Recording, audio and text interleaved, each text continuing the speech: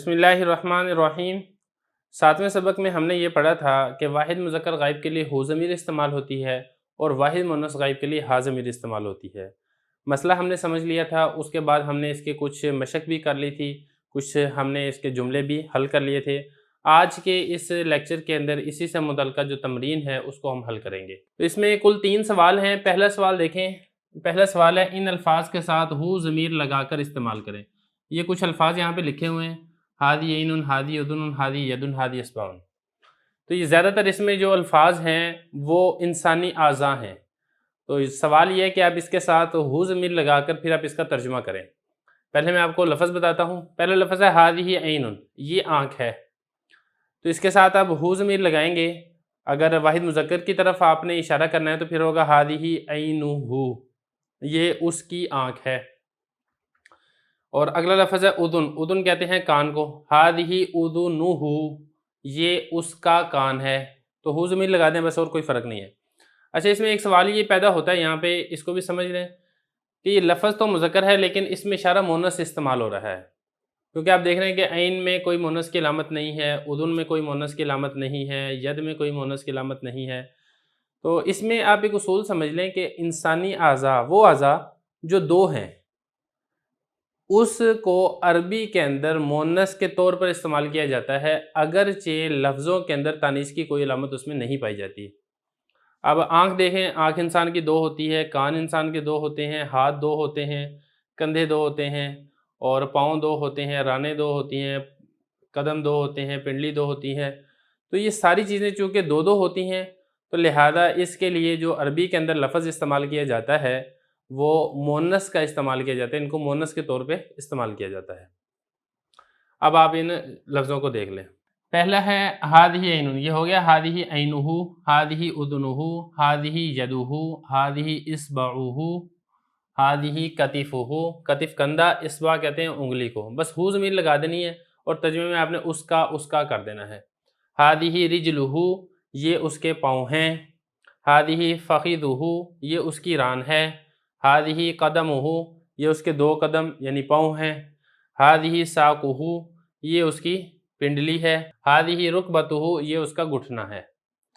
تو یہ آپ نے دیکھا ترجمے میں زیادہ فرق نہیں ہے، اس کا لگ جائے گا، اور عربی میں کیا ہوگا، آپ نے ہو ضمیر لگا دینی ہے۔ یہ پہلا سوال ہو گیا۔ اب دوسرا سوال دیکھیں، اردو میں ترجمہ کریں، آسان ہے۔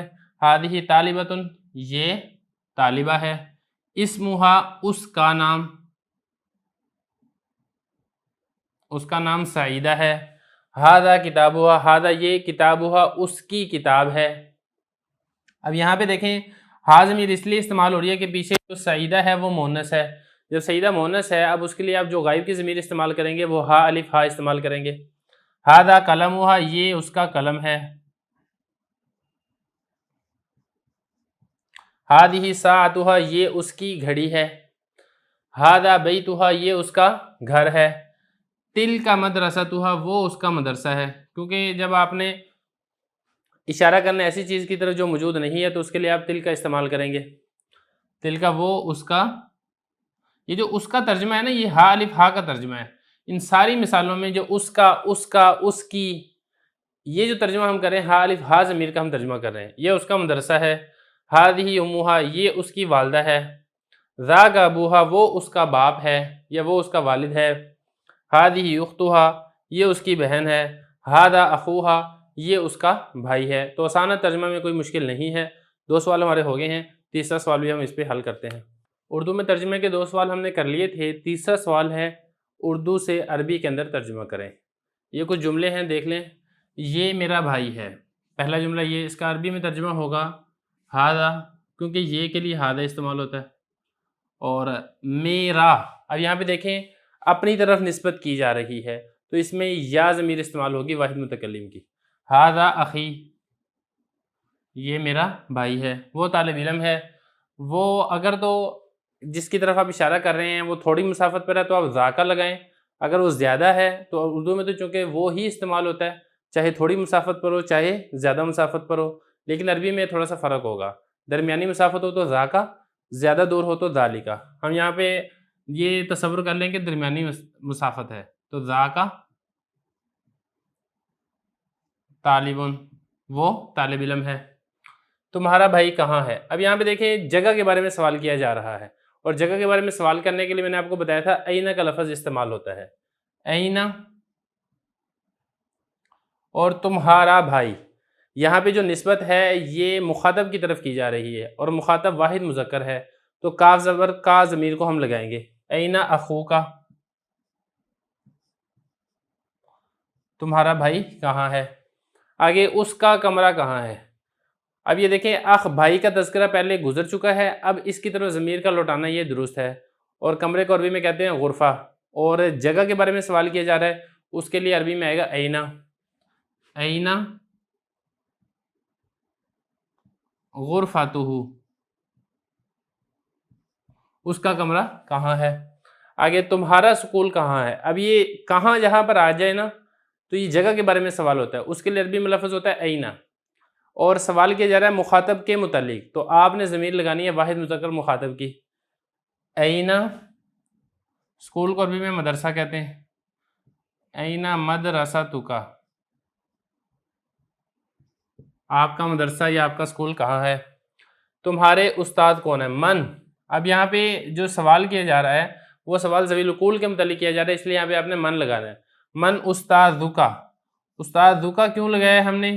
وہ اس لیے کہ جو سوال کیا جا رہا ہے وہ سوال واحد مذکر مخاطب کے لیے کیا جا رہا ہے، تو اس لیے ہم نے ضمیر بھی واحد مذکر مخاطب کی کاف زبر کا ضمیر لگانی ہے۔ اب آگے ان کا گھر کہاں ہے؟ اب یہ پیچھے استاد کا تذکرہ گزر چکا ہے، اب اس کی طرف ضمیر غائب کی لوٹانی ہے، درست ہے، اب یہاں پر آپ نے غائب کی ضمیر استعمال کرنی ہے، پہلی بات تو یہ ہے، دوسرا اس میں چونکہ کہاں یہ سوال کیا جا رہا ہے جگہ کے متعلق، تو اس لیے آپ نے سوال کرنا ہے اینہ سے، اینہ دارہ، یا آپ کہہ لیں اینہ بیتہ، جو بھی آپ کو لگے مناسب لگے آپ استعمال کر سکتے ہیں۔ یہ میرا ساتھی ہے، یہ ہادہ اور زمیلی، زمیل ساتھی کو کہتے ہیں۔ اب وہ اپنے متعلق بتا رہا ہے میرا، جہاں پہ میرا آ جائے وہاں پر آپ نے یا ضمیر استعمال کرنی ہے واحد متکلم کی، ہادہ زمیلی، یہ اس کی کتاب ہے۔ اب یہ آگے نا یہ کا ترجمہ ہوگا ہادہ کتاب، اب ساتھی کا تذکرہ پہلے گزر چکا ہے، اب اس کی طرف غائب کی ضمیر لوٹائی جائے گی، کیونکہ اس کی جہاں پر یہ آ جائے وہاں پر آپ نے غائب کی ضمیر استعمال کرنی ہے، ہادہ کتابہ، یہ اس کی کتاب ہے، یہ اس کی کاپی ہے۔ اب کاپی کراستن یہ مونس ہے، لہذا ہادہ نہیں ہوگا بلکہ ہادی ہی ہوگا، کیونکہ مونس کی طرف اشارہ کیا جائے تو پھر آپ اس میں اشارہ مونس لے کر آتے ہیں، ہادی ہی کراستہ، تو کراستن مونس تھا، ہادی ہی اس لیے لے کر آئے، لیکن ہو ضمیر اس لیے لے کر آئے کہ جس کے متعلق کہنا ہے ہم نے کاپی کو وہ پیچھے مذکر ہے، اگر وہ پیچھے عورت ہوتی تو پھر ہم نے کراستہ ہا کہنا تھا۔ تو یہاں تک ہمارا الحمدللہ 7ویں سبق کی جو تمرین ہے، جو مشق ہے، وہ ہماری مکمل ہو چکی ہے۔ اس کے بعد ہم 8واں سبق شروع کریں گے۔